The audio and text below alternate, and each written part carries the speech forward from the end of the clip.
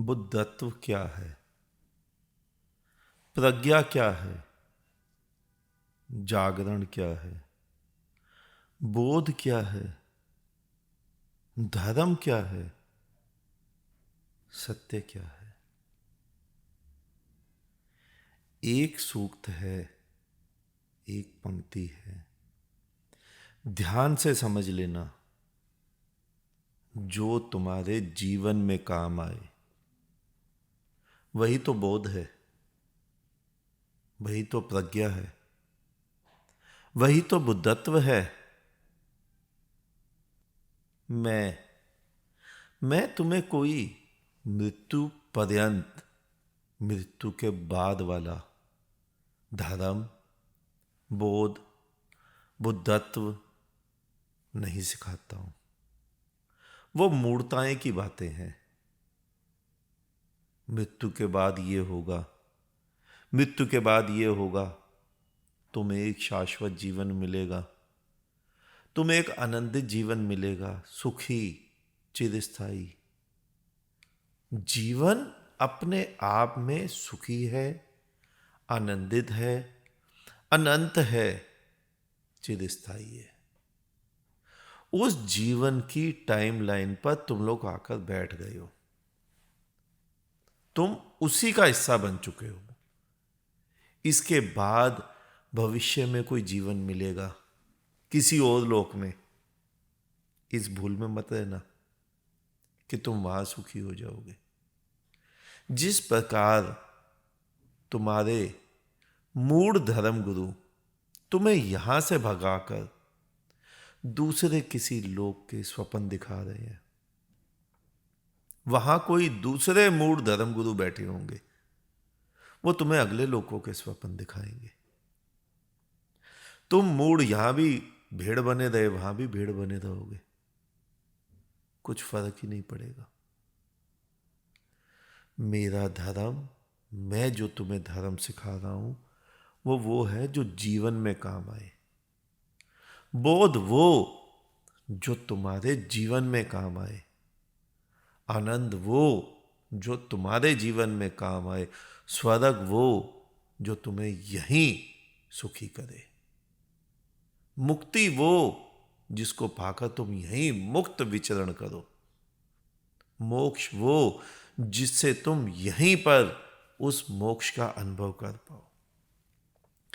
मैं तुम्हें वो धर्म सिखा रहा हूं, वो बुद्धत्व समझा रहा हूं, वो प्रज्ञा दे रहा हूं, वो परमात्मा दे रहा हूं जो तुम्हारे जीवन में काम आए।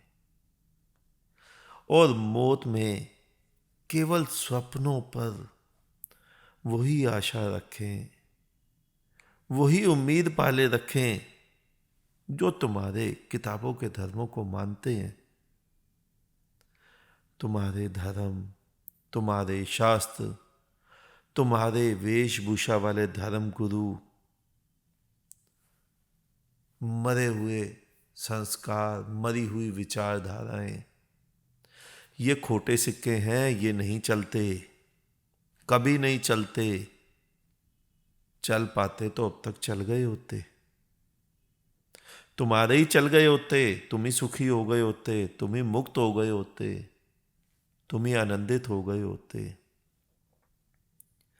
अगर कुछ भी पाना हो तो असली सिक्के ही चलते हैं, और असली सिक्का है तुम्हारा स्वयं के बोध का जागरण, तुम्हारी प्रज्ञा का उदय हो जाना, तुम्हारा बुद्धत्व उदय हो जाना, तुम्हारा जाग जाना।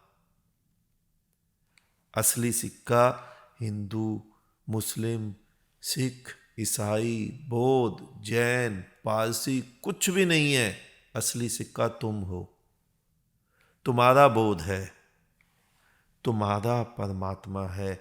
तुम्हारे भीतर उस परमात्मा का अवतरण हो जाए। मैं तुम्हें अवतार के सपने नहीं दिखा रहा हूं, वो तुम्हारे धर्म गुरु दिखाते हैं कि इस समय में ये अवतार होगा, इस समय में ये अवतार हुआ था, कलयुग में कलगी अवतार होगा। मतलब तुम बैठे रहो कलगी अवतार तक, तुम्हारे हजारों जन्म नरक में बीत जाएंगे और कलगी अवतार आकर तुम्हें सुखी कर देंगे। बिल्कुल नहीं करेंगे। जब कृष्ण थे तो क्या पूरी दुनिया सुखी हो गई थी? सुखी होती तो लाखों करोड़ों मरते क्यों कुरुक्षेत्र में जाके? जब राम थे तो क्या पूरी दुनिया सुखी हो गई थी? जब बुद्ध थे, महावीर थे, मोहम्मद थे, नानक थे, तो क्या पूरी दुनिया सुखी हो गई थी?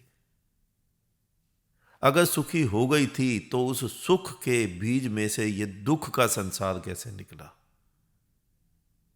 आज दुनिया दुखी क्यों है? यानी बीज दुख का ही रहा होगा, सुखी नहीं हुई थी। मैं तुम्हारे बोध के जागरण की बात कर रहा हूं, और बोध मिलता है विश्राम से, ध्यान में शांति से बैठकर मैं के खो जाने में और मैं में खो जाने में। दोबारा सूक्त समझो, शायद सुन ना पाए हो।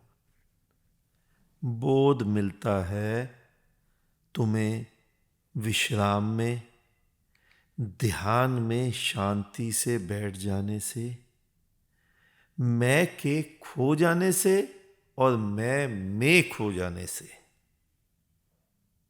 मैं के खो जाने से और मैं में खो जाने से। और वहीं तुम खो जाते हो स्वयं। वहीं सारे शब्द खो जाते हैं, वहीं सारे वेद खो जाते हैं, वहीं सारे धर्म खो जाते हैं। और जब सब कुछ खो जाता है तो सत्य उदय हो जाता है।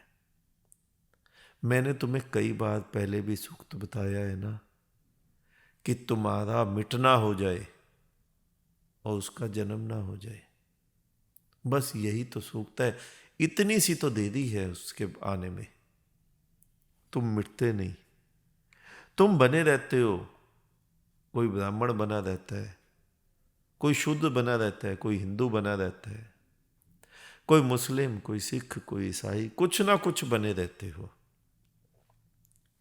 इसलिए तुम जितने भी बुद्धों को देखोगे वो बहुत कुछ समझाते हैं, बहुत लेक्चर देते हैं, लेकिन उन सब में से कोई भी बुद्ध तो कुछ बोलता ही नहीं।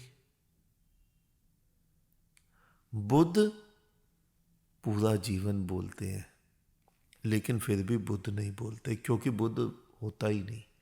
धार्मिक व्यक्ति होता ही नहीं। वहां केवल धर्म होता है, वहां कोई व्यक्ति नहीं होता है।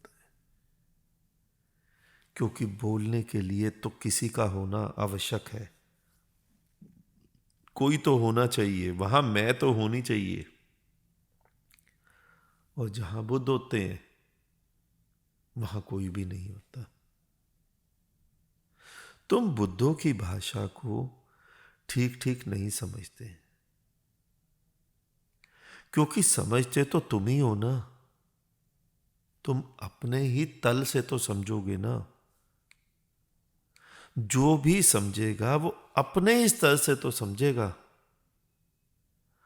अगर तुम आकाश को कुएं के भीतर खड़े होकर देखोगे तो तुम्हें आकाश भी एक थाली जैसा गोल ही तो नजर आएगा।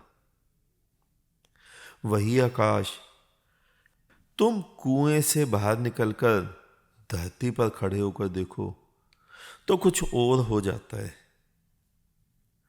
और वही आकाश को तुम दूर अंतरिक्ष में खड़े होकर देखो तो पाओगे कि वहां केवल अंतरिक्ष ही अंतरिक्ष है। अनंत सागर में जैसी छोटी सी एक नाव चलती हुई दिखती है,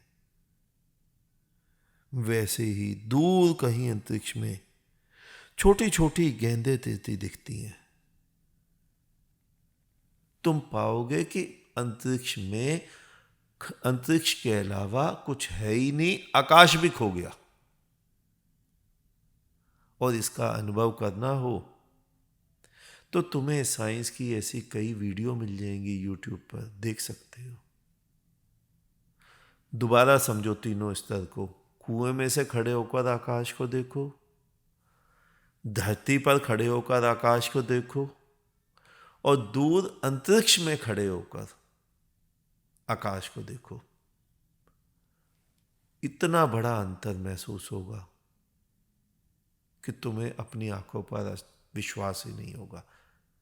और बिल्कुल यही है बुद्धत्व को पाने का मार्ग। मैं बनकर परमात्मा को खोजो, हिंदू मुस्लिम बनकर परमात्मा को खोजो, और थोड़ी देर के लिए हिंदू मुस्लिम सबको मिटाकर परमात्मा को खोजो। और अब आओ अंतरिक्ष में मैं को भी मिटाकर परमात्मा को खोजो।